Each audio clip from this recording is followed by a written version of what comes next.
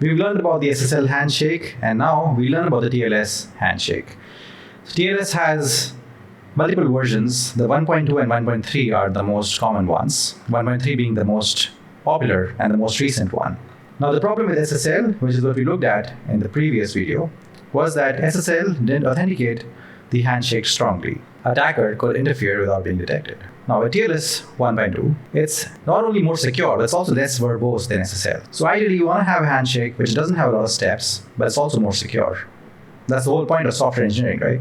I just want to take a quick break to tell you something important. Now there are lots of courses for system design on the internet that teach you the basics of system design. And even when it comes to breaking down problems, they'll show you basic problems like WhatsApp, like Uber, like Netflix, breaking down these systems. But what about breaking down OpenAI, Claude, Hugging Face, Cursor, which are the kind of platforms that you'll be expected to build in 2025 and beyond? The market has moved on rapidly, but the system design content on the internet is stuck in 2015. This is why I've built the perfect 3 months advanced system design cohort, which is meant for people with some years of experience in the industry, who are kind of comfortable with system design concepts, but now need to take it to the next level. Now, if you think you're the right fit, there's a form in the comments and in the description of this video. Fill it up, and we'll book some time with you. Now let's get back to the video. So you start with the same way, both the client and the server having their own private and public keys. First, the client sends a hello.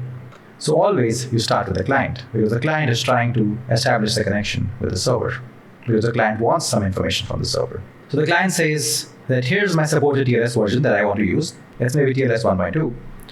Sends some cipher suites and some compression methods. So it's also thinking about compression. And also a random number, which is the client's random number. If they're resuming a session, it'll also send session resumption information. But for now, let's assume that they're starting off a new connection.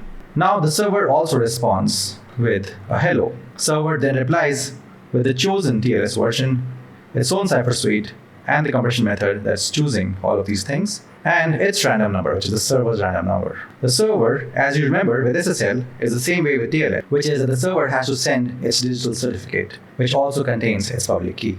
The exchange of public key is quite standard because that's what they'll be using to encrypt the messages sending to each other. In stage 3, now the client has to reply.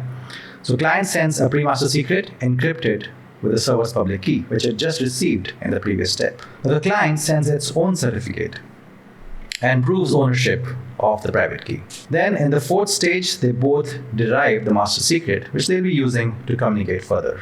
They'll also expand the master key into encryption plus MAC keys, which are the message authentication keys. So once we have the master secret, the client is going to send a change cipher spec saying that, hey, from now on, I'll be using this new session keys that we've just arrived at. And the client will finish saying that, hey, this is my first encrypted message with the new keys. Then the server sends a change cipher spec, which says that, okay, I'm ready to shift to the new keys.